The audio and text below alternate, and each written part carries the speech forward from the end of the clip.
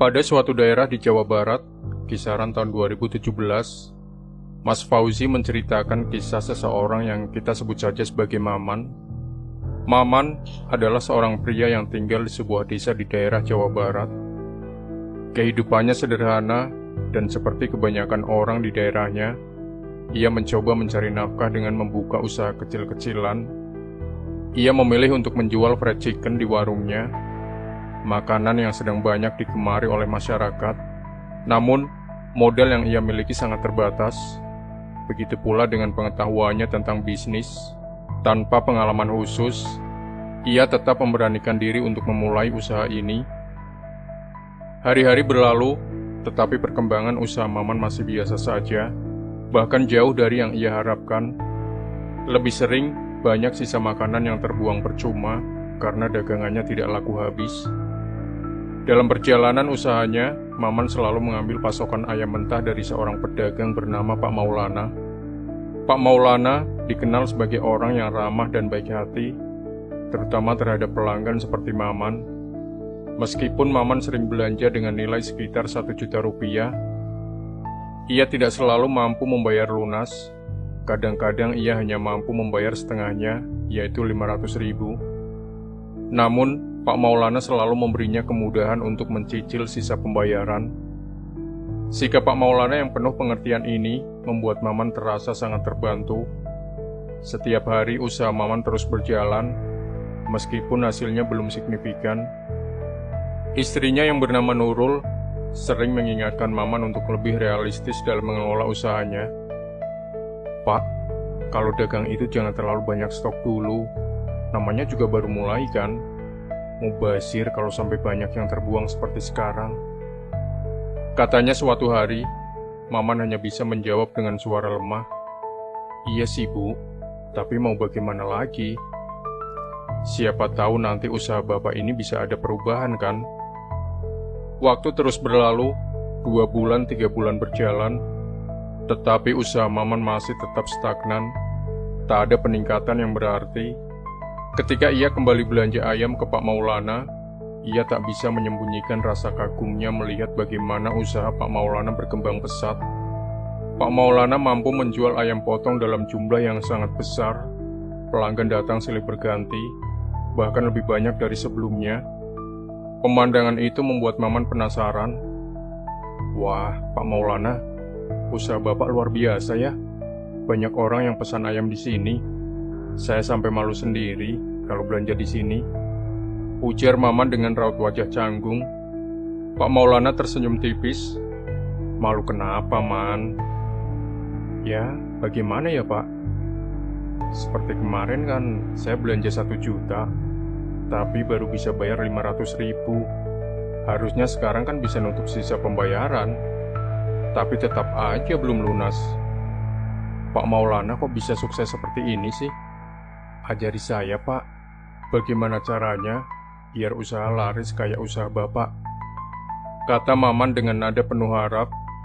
Pak Maulana mengangguk pelan. "Kalau kamu mau tahu caranya, nanti ikut saya aja, Man." Maman pun terkejut. "Ikut kemana, Pak?" tanyanya penasaran. "Main ke rumah saya nanti malam saja. Soalnya kalau pagi sampai sore, saya sibuk di pasar seperti ini," jawab Pak Maulana dengan nada santai. "Oh ya sudah, Pak. Terima kasih banyak. Nanti malam saya ke rumah Bapak," kata Maman sambil tersenyum kecil, merasa ada harapan baru menunggunya. Seperti biasanya, Maman kembali ke rumah setelah belanja ayam mentah dari Pak Maulana. Meskipun ia masih memiliki utang dari pembelian sebelumnya, Pak Maulana tetap memberinya pasokan ayam tanpa banyak menuntut. Maman merasa bersyukur atas kebaikan Pak Maulana, meskipun ia tahu dalam hati bahwa usaha kecilnya belum memberikan hasil yang memadai. Sesampainya di rumah, ayam-ayam itu langsung diracik oleh istrinya, Nurul. Proses ini telah menjadi rutinitas mereka sehari-hari, mengolah ayam, menyiapkannya untuk dijual, lalu berharap dagangan mereka laku. Namun harapan tak selalu sejalan dengan kenyataan. Penjualan Maman seringkali mengecewakan. Kadang ia hanya mendapatkan keuntungan sekitar 200 ribu rupiah, dan di hari-hari buruk, tidak ada satu potong ayam pun yang laku terjual. Keadaan ini membuat Maman semakin khawatir, tetapi ia mencoba untuk tidak menunjukkan kegelisahannya di depan Nurul. Malam itu, setelah penjualan yang lagi-lagi tidak memuaskan, Maman berbicara dengan istrinya. Kemudian Maman berkata dengan nada pelan, "Bu, Bapak tadi ngobrol sama Pak Maulana, bos ayam itu. Katanya dia mau kasih Bapak kiat-kiat. Katanya dia mau kasih Bapak kiat-kiat atau trik supaya usaha ini bisa maju." Nurul mengangguk sambil menyekat tangannya yang baru selesai mencuci piring. "Oh, ya sudah Pak. Kalau begitu, coba saja. Siapa tahu bisa bermanfaat. Jam berapa Bapak mau ke sana?" Tanyanya mendukung keputusan suaminya. Maman melihat jam dinding lalu menjawab, "Kisaran jam 8 malam saja Bu, biar tidak terlalu larut." Waktu terus berjalan dan jarum jam menunjukkan pukul 7 lebih sedikit. Nurul yang sedang menyiapkan teh hangat kembali mengingatkan suaminya, "Pak, ini sudah jam 7 lebih, sudah lewat Isya. Bapak tidak mau bersiap-siap dulu?" Tanyanya lembut. Maman menoleh dari kursi tempatnya duduk, mengangguk dan berkata, "Oh iya, sebentar lagi Bapak siap-siap." Tak lama kemudian, ia berdiri mengenakan jaket lusuhnya dan bersiap berangkat menuju rumah Pak Maulana. Perjalanan ke rumah Pak Maulana tidak memakan waktu lama, apalagi Maman sudah hafal jalan menuju ke sana. Setibanya di depan rumah, ia mengetuk pintu pelan, dan beberapa detik kemudian, Pak Maulana membukakan pintu dengan senyuman ramah. "Sini Man, masuk saja," ujar Pak Maulana sambil mempersilahkan tamunya masuk. Maman mengangguk sopan dan melangkah ke dalam. "Terima kasih Pak, akhirnya saya bisa silaturahmi ke rumah Bapak," katanya dengan nada sedikit sungkan. "Seperti yang Bapak bilang waktu kita ketemu di pasar, saya memang ingin usaha ini ada kemajuan. Saya ingin bisa hidup lebih baik, Pak."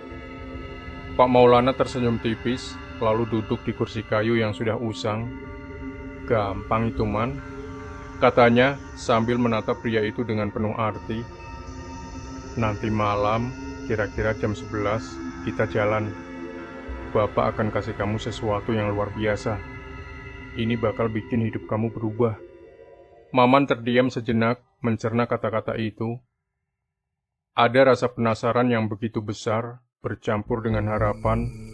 Ia kemudian menjawab, "Terima kasih Pak, saya benar-benar menghargai bantuan Bapak." Ketika waktu menunjukkan pukul 11 malam, Pak Maulana menepati janjinya untuk membawa Maman ke tempat yang ia maksudkan sebelumnya. Maman dengan perasaan bercampur antara penasaran dan gugup, mengikuti langkah Pak Maulana yang tenang namun penuh misteri. Jalan yang mereka lalui semakin gelap, hanya diterangi oleh cahaya bulan yang redup. Hingga akhirnya, Maman menyadari bahwa tujuan mereka adalah sebuah pemakaman tua yang sunyi. Pepohonan yang rindang di sekitar area itu tampak seperti bayangan hitam yang bergerak pelan, ditiup angin malam. Pak Maulana berhenti di salah satu sudut pemakaman yang tampak lebih terawat dibandingkan sekitarnya. Ia mulai mengeluarkan barang-barang dari tas kecil yang ia bawa, kemenyan, pendupa dan beberapa alat lainnya yang tampak asing bagi Maman. Dengan cekatan, Pak Maulana menyalakan kemenyan, membiarkan asapnya mengepul ke udara, menciptakan suasana yang semakin mencekam. Waktu berlalu, tanpa disadari jam tangan Maman sudah menunjukkan pukul 12:30 malam. Tiba-tiba, angin bertiup dengan kencang, membuat dedaunan di sekitar mereka bergemerisik, seolah menyuarakan sesuatu. Di tengah angin yang menderu, Pak Maulana menyerahkan sebuah kain berwarna putih kepada Maman. Kain itu terasa berat di tangan, seperti ada sesuatu di dalamnya. Maman yang tak bisa menyembunyikan rasa penasarannya bertanya, "Pak, ini apa ya Pak?" Pak Maulana menatapnya tajam. Suaranya terdengar pelan tetapi tegas. "Kamu perlu tahu, di dalam kain ini ada tanah merah. Tanah ini bukan tanah biasa. Ini adalah media yang selama ini saya gunakan sebagai daya tarik usaha saya. Dengan benda ini, dagangan saya selalu laris. Sekarang, bawalah ini dan simpan di tempat usaha kamu. Jangan beritahu siapapun, katanya. Mendengar penjelasan itu, Maman hanya mengangguk meskipun pikirannya dipenuhi berbagai pertanyaan. Ia merasa tidak punya pilihan selain menerima benda tersebut. Baik Pak, terima kasih banyak. Semoga apa yang Bapak berikan ini bisa membantu usaha saya, jawab Maman dengan nada penuh harap. Setelah itu, Maman berpamitan dan segera pulang. Jalanan menuju rumah memakan waktu cukup lama, dan ia baru tiba sekitar pukul 3 pagi.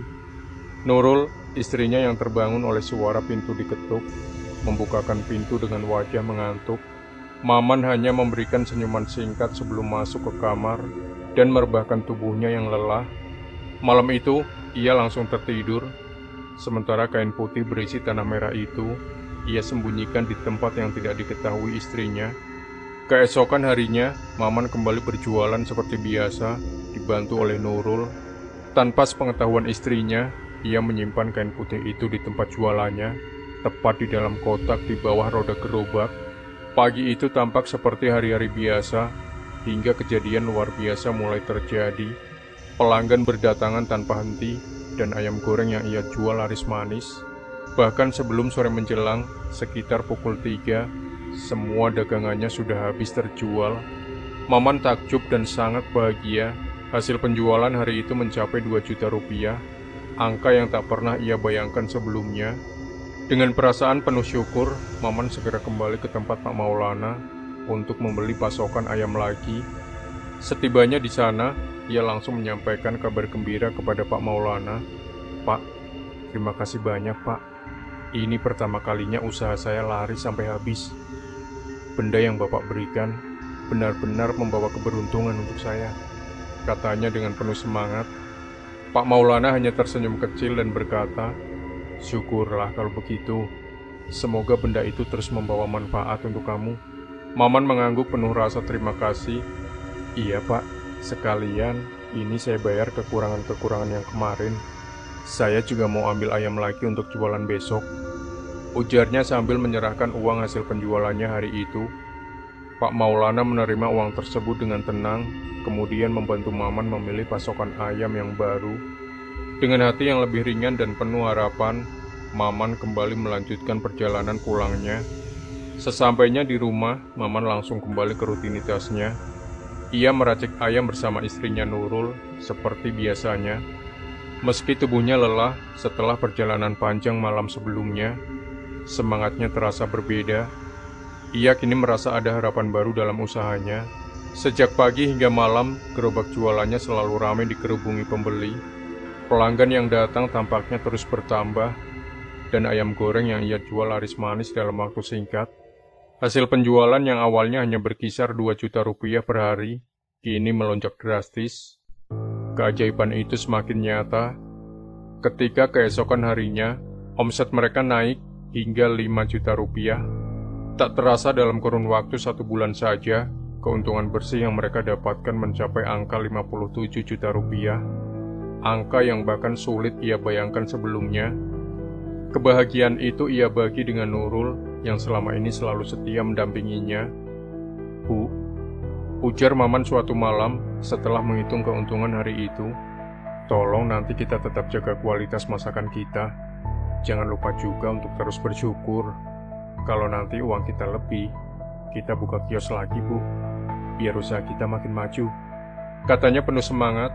Nurul tersenyum, meski lelah jelas tergambar di wajahnya. Iya Pak, mudah-mudahan saja kita bisa terus sukses seperti ini. Yang penting kita jangan sombong dan tetap berdoa, jawabnya. Perjalanan usaha mereka terus berlanjut.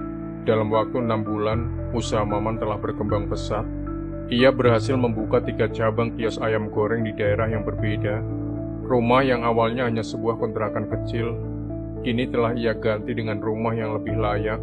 Meskipun belum terlalu besar, rumah itu ia beli secara tunai, sesuatu yang dulu hanya ada dalam angan-angan mereka. Setiap kiosnya mempekerjakan 2 karyawan, sehingga kini ia memiliki 6 orang pegawai yang membantu menjalankan usahanya. Namun, seperti kata pepatah, keberuntungan besar seringkali membawa konsekuensi yang tak terduga. Memasuki bulan ke-7 hingga hampir setahun, Maman dan keluarganya mulai merasakan hal-hal aneh yang sulit dijelaskan. Nurul, istrinya, mengalami mimpi-mimpi yang membuatnya gelisah. Dalam mimpinya, ia melihat sosok seorang perempuan bergaun putih dengan rambut panjang terurai. Perempuan itu hanya berdiri diam tanpa mengucapkan sepatah kata pun. Tetapi kehadirannya terasa begitu nyata dan mengintimidasi. Yang lebih mengerikan, mimpi tersebut tidak hanya terjadi sekali. Setiap malam, sosok yang sama terus muncul, seolah ingin menyampaikan sesuatu. Nurul tidak langsung menceritakan mimpinya kepada Maman, tetapi rasa cemas itu mulai mempengaruhi dirinya. Puncaknya terjadi suatu hari di salah satu kios mereka. Seorang pembeli datang bersama keluarganya, termasuk seorang anak perempuan kecil, berusia sekitar 8 tahun. Awalnya mereka tampak biasa saja, tetapi tiba-tiba anak kecil itu mulai berteriak histeris. "Ma, takut ma, Dedek takut," serunya sambil menarik-narik baju ibunya. Ibunya mencoba menenangkannya. "Takut apa, Dek?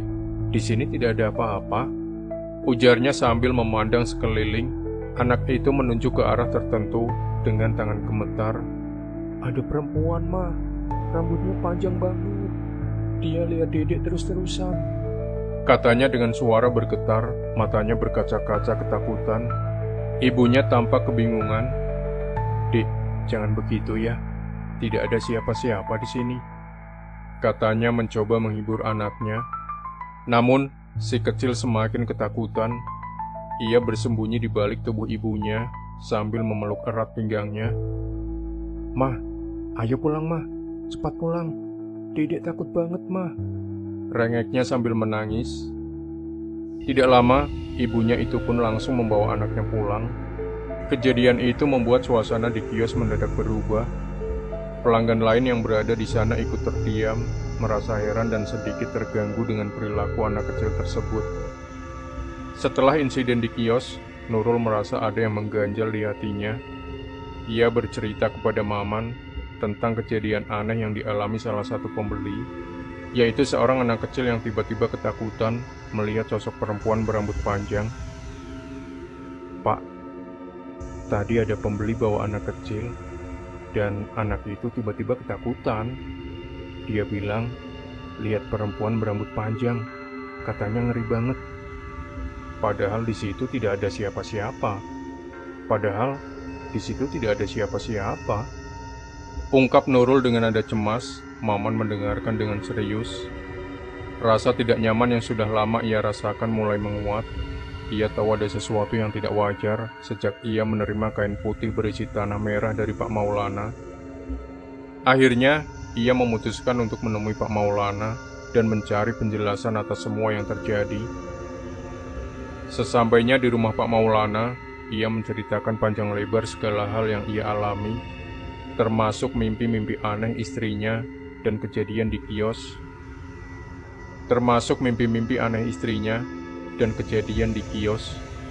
Pak Maulana mendengarkan dengan tenang. Wajahnya sama sekali tidak menunjukkan keterkejutan. Setelah Maman selesai bercerita, Pak Maulana akhirnya membuka mulut. "Tanah merah yang kamu bawa itu bukan sembarang tanah, Man," ujarnya dengan suara datar. "Tanah itu diambil dari kuburan seorang perempuan yang sedang hamil. Dia meninggal dalam kondisi mengenaskan dan dikuburkan di sana. Dari situlah daya tarik usahamu berasal." Maman tertegun, matanya membelalak. "Loh, kok Bapak baru memberitahu saya sekarang, Pak? Kenapa tidak dari awal saya dikasih tahu soal ini?" tanyanya dengan nada marah bercampur kaget. Pak Maulana hanya mengangkat bahu. "Tidak apa-apa, Man. Yang penting usaha kamu lancar, kan? Buktinya, lihatlah hasilnya. Kamu bisa hidup lebih baik sekarang," jawabnya santai tanpa sedikit pun rasa bersalah. Mendengar jawaban itu, Maman terasa semakin bingung. Namun, ia tidak berani memperpanjang pembicaraan. Ia hanya mengangguk, pamit dan kembali ke rumah, tanpa menceritakan apapun kepada Nurul. Namun, perasaan gelisah itu terus menghantui pikirannya. Sampai apa yang terjadi. Pada suatu hari, kejadian yang lebih mengerikan menimpa keluarga mereka. Saat itu Nurul yang sedang tidur tiba-tiba menjerit.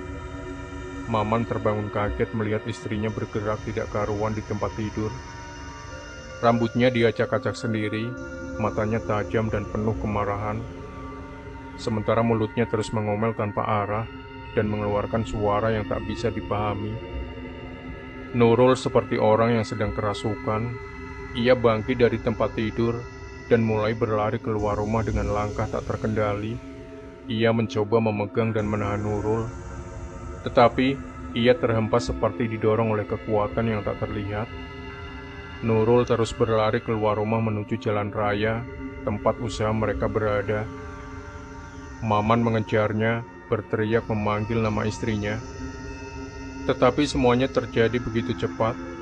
Ketika Nurul sampai di tengah jalan, sebuah motor melaju kencang dan tidak sempat menghindar. Tabrakan itu tak terelakkan. Tubuh Nurul terpental ke aspal, darah mengalir dari kepalanya. Maman berlari menghampiri istrinya yang tergeletak lemah di jalan. Ia memeluk tubuh Nurul yang mulai dingin. Suaranya bergetar memanggil, "Mah, bangun mah, jangan tinggalkan Bapak." Namun, Nurul hanya mampu membuka matanya sebentar sebelum pingsan. Dengan sisa tenaga, Maman membawanya masuk ke rumah dan bersiap untuk membawanya ke rumah sakit. Namun semua upayanya sia-sia. Nurul menghembuskan napas terakhir di pangkuannya sebelum sempat mendapatkan pertolongan. Kesedihan Maman tak tertahankan. Ia kehilangan istrinya, sosok yang selama ini selalu ada di sisinya, mendampinginya melalui susah dan senang. Keesokan harinya Nurul dimakamkan dengan sederhana. Maman hanya bisa menangis di tepi makamnya, merasa bersalah dan menyesali semuanya. Beberapa hari setelah pemakaman, Maman kembali menemui Pak Maulana dengan hati yang hancur. Ia menceritakan semua kejadian itu, berharap mendapat jawaban. "Pak," katanya dengan suara bergetar, "saya mau kasih tahu, istri saya meninggal, Pak. Dia kerasukan, lari ke jalan, dan tertabrak motor. Saya tidak tahu harus bagaimana lagi, Pak." Pak Maulana terdiam sesaat setelah mendengar kabar meninggalnya Nurul, istri Maman. Wajahnya tampak tanpa ekspresi, namun beberapa detik kemudian ia tersenyum.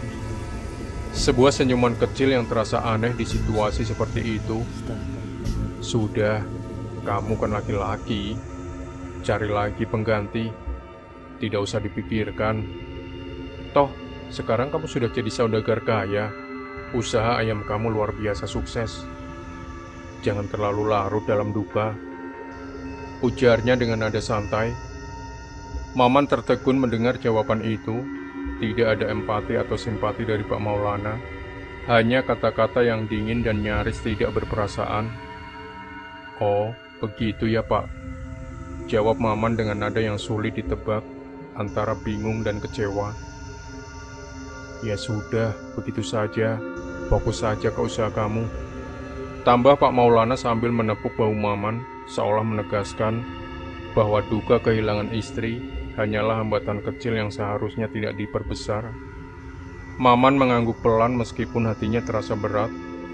"Kalau begitu, Pak, saya pamit dulu," ucapnya singkat, lalu beranjak pergi dengan langkah yang lemah. Dalam perjalanan pulang, duka masih menyelimuti hatinya. Kehilangan Nurul belum sepenuhnya ia terima, dan perasaan bersalah terus menghantui pikirannya. Ia bertanya-tanya, apakah keputusan menerima tanah merah dari Pak Maulana adalah kesalahan besar? Namun, apa yang terjadi kemudian jauh lebih mengerikan. Kejadian serupa yang menimpa Nurul mulai dialami oleh beberapa karyawan Maman di kios-kiosnya.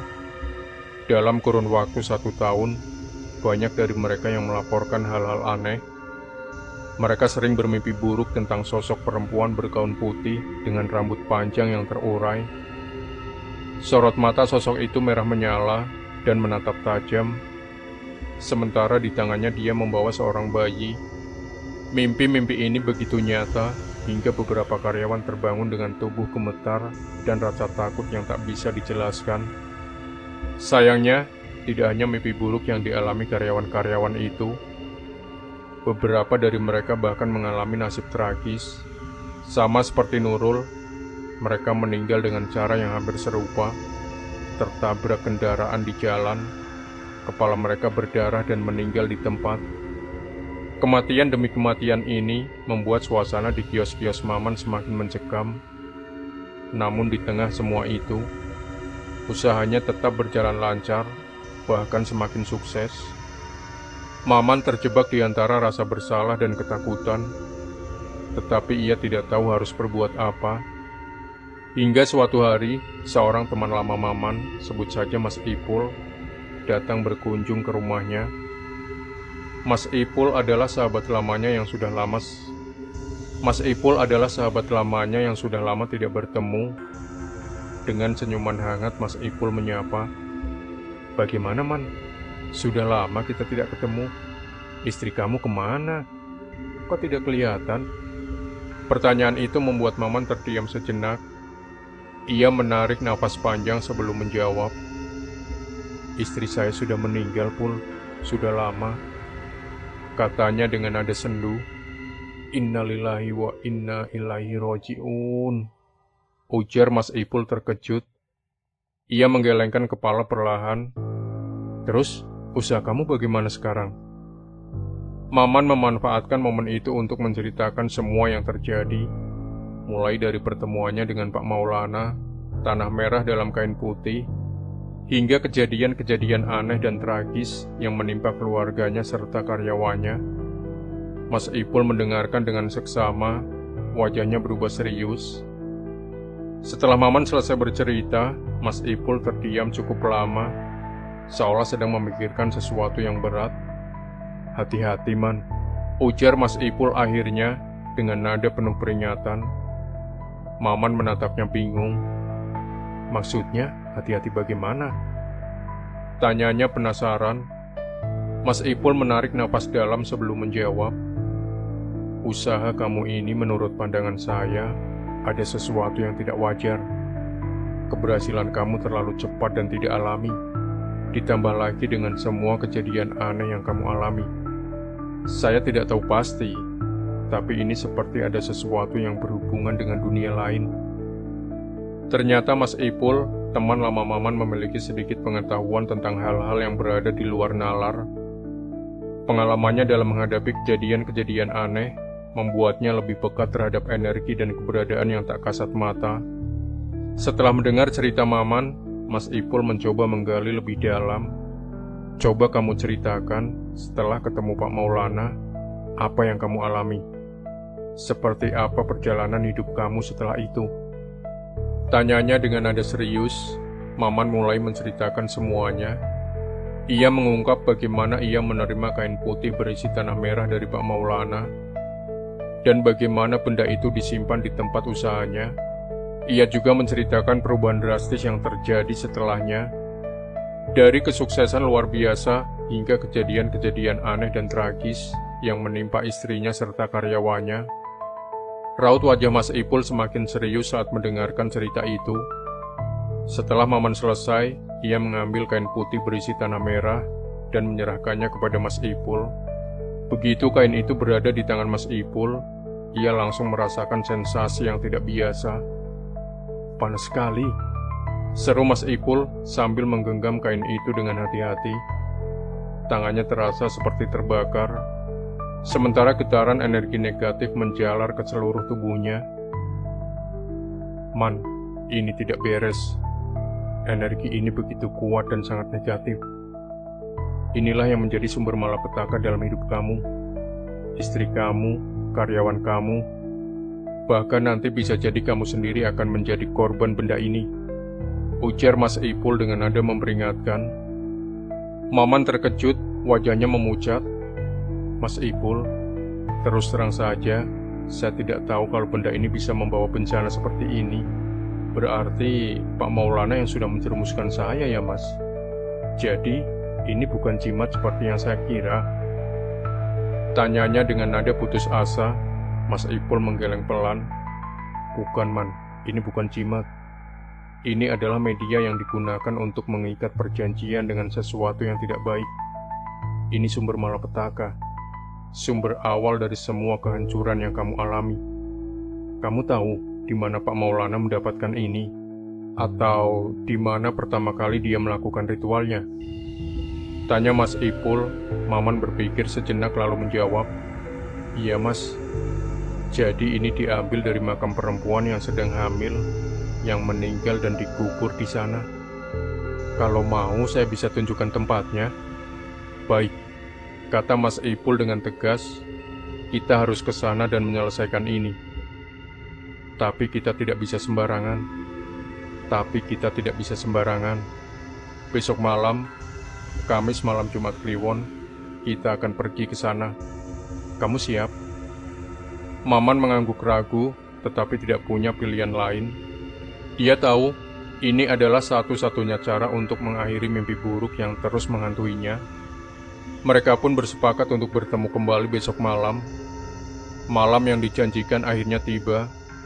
Udara malam itu terasa dingin menusuk tulang, dan langit gelap tanpa bintang.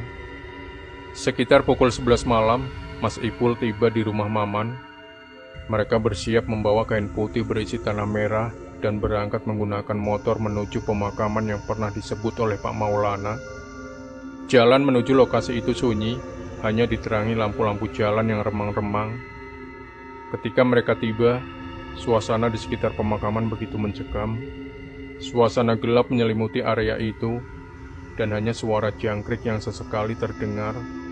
Mas Ipul mulai mempersiapkan ritual sederhana. Ia membaca doa-doa dan mantra untuk melindungi diri mereka. Tak lama setelah itu, angin kencang bertiup, membuat dedaunan bergemerisik dan ranting-ranting pohon berayun liar. Suara tawa yang menyeramkan tiba-tiba terdengar, menggema dari arah pohon randu besar di ujung pemakaman.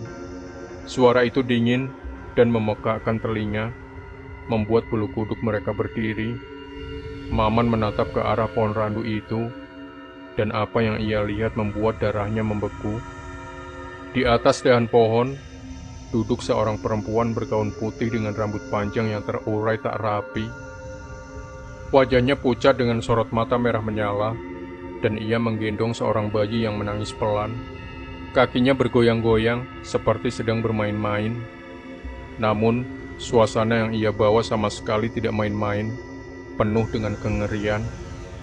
Mas Ipul berbisik kepada Maman, "Itu dia, Man. Sosok inilah yang selama ini mengganggu hidup kamu."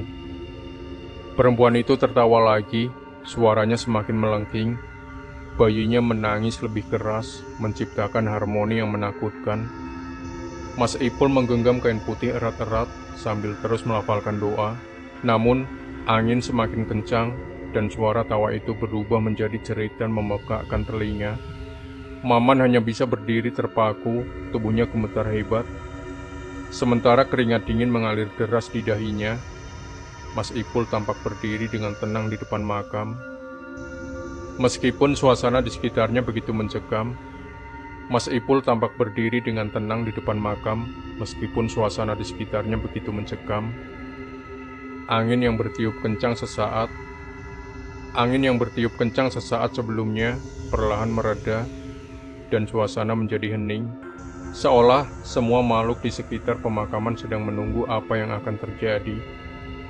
Mas Ipul yang telah berpengalaman dalam hal-hal seperti ini, tampaknya mulai berkomunikasi dengan sosok perempuan menyeramkan yang terlihat di atas pohon randu. Maman yang berdiri di dekatnya tidak mendengar apapun selain desau angin, tetapi ia bisa merasakan bahwa sesuatu sedang berlangsung. Sosok perempuan itu menyampaikan pesan kepada Mas Ipul, meskipun suara yang terdengar hanya dapat terdengar oleh Mas Ipul sendiri. Taburkan tanah merah ini ke tempat semula, dan kain itu pun taruh lagi di makam saya, katanya dengan nada dingin. Mas Ipul mengangguk pelan, menunjukkan bahwa ia memahami pesan tersebut. Tanpa ragu, ia membuka pengikat kain putih yang selama ini disimpan oleh Maman. Dengan hati-hati ia mulai menaburkan tanah merah kembali ke atas makam yang disebutkan Pak Maulana sebagai asal tanah tersebut.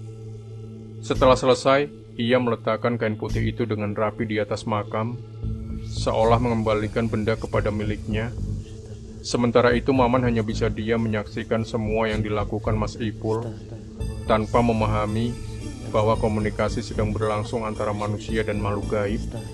Setelah ritual sederhana itu selesai, Mas Ipul berbalik kepada Maman. Wajahnya tampak serius, tetapi ada nada lembut dalam ucapannya.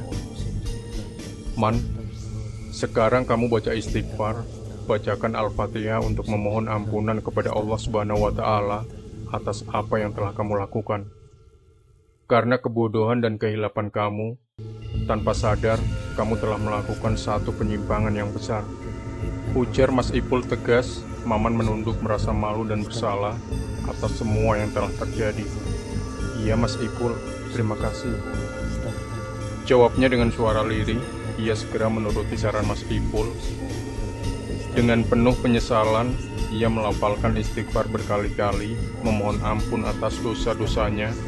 Setelah itu, ia membaca surah Al-Fatihah dan mengirimkan doa kepada penghuni makam di depannya, berharap agar arwah sosok tersebut mendapatkan ketenangan.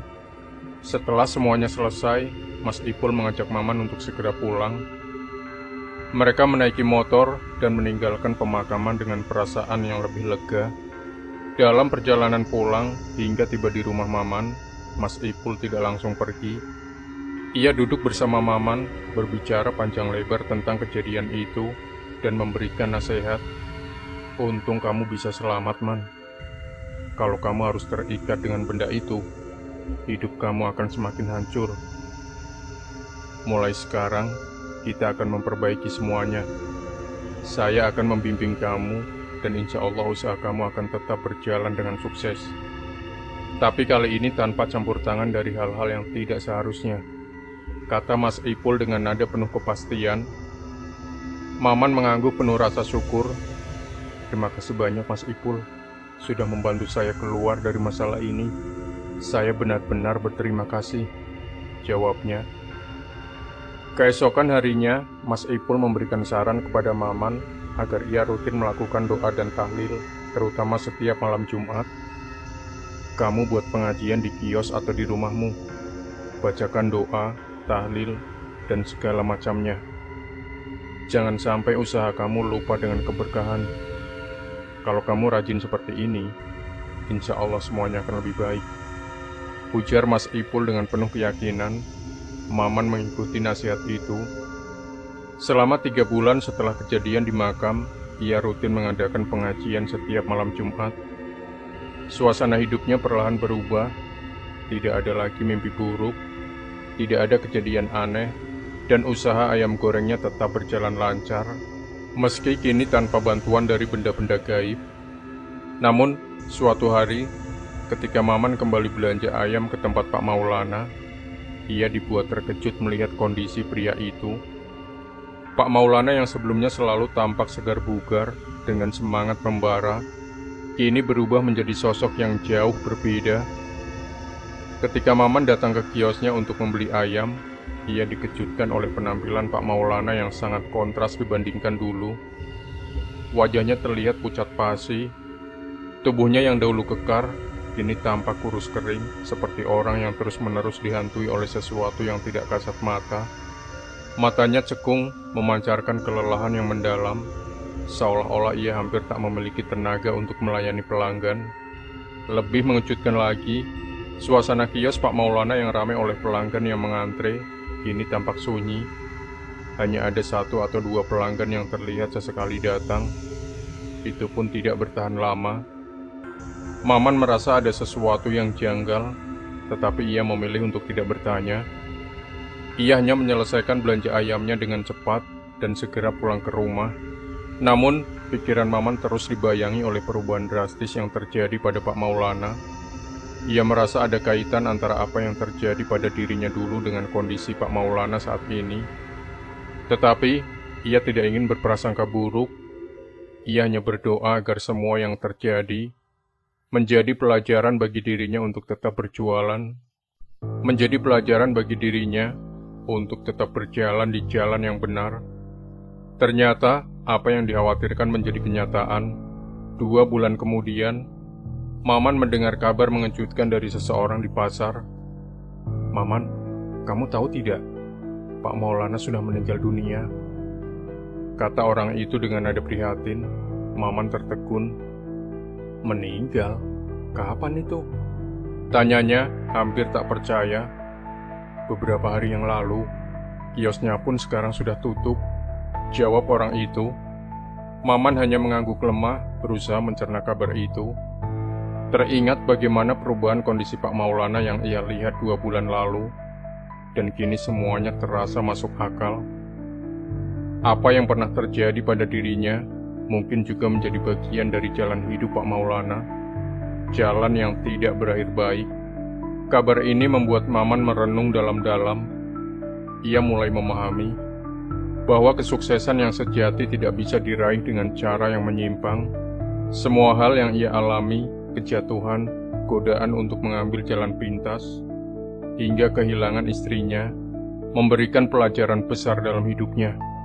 Kesuksesan bukan hanya tentang keuntungan besar, melainkan tentang keberkahan dan ketenangan jiwa yang datang dari usaha yang dilakukan dengan kerja keras, doa, dan kejujuran. Kini, usaha fried chicken Maman tetap berjalan lancar, meskipun omsetnya tidak sebesar ketika ia masih menggunakan tanah merah yang diberikan Pak Maulana. Maman merasa lebih tenang dan bahagia menjalani kehidupannya, tanpa bayang-bayang malapetaka atau rasa bersalah yang dulu menghantui. Setiap malam Jumat, ia rutin mengadakan pengajian di rumahnya, mengundang tetangga dan karyawannya untuk bersama-sama berdoa dan mengingat Allah. Semua itu menjadi pengingat baginya bahwa hidup yang diberkahi hanya bisa diraih dengan cara yang lurus. Keberhasilan tidak lagi ia ukur dari jumlah uang, melainkan dari rasa damai yang ia rasakan dalam hatinya. Demikian sahabat Sejuta Kisah, jangan lupa berikan komentar Anda, like, share video ini, subscribe channel Sejuta Kisah. Nantikan kembali cerita-cerita misteri terbaru dari kami. Wassalamualaikum warahmatullahi wabarakatuh.